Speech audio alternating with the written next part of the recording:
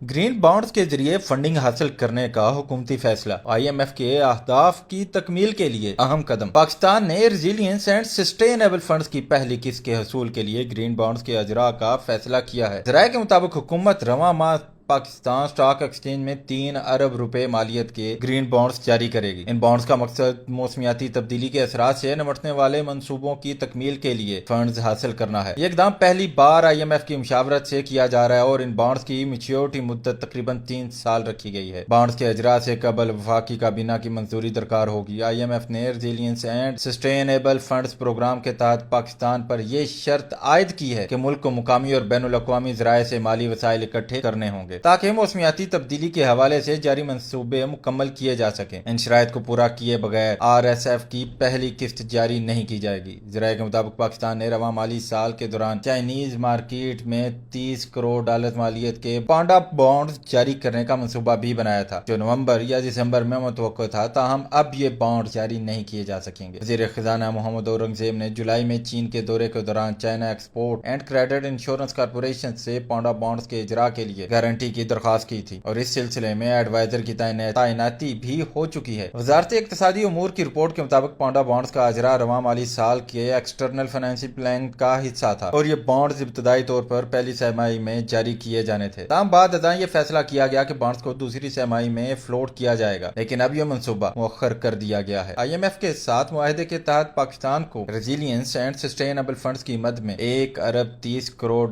کی رقم مرحلہ وار ملے گی اور یہ رقم اپ فرنٹ جاری نہیں کی جائے گی۔ اس فنڈ کے حصول کے لیے پاکستان کو 13 مخصوص اہداف پر عمل درآمد کرنا ہوگا، جن میں موسمیاتی تبدیلی سے متعلق منصوبے بھی شامل ہیں۔ ان منصوبوں پر عمل درآمد کی نگرانی آئی ایم ایف خود کرے گا تاکہ شفافیت اور مؤثر عمل یقینی بنایا جا سکے۔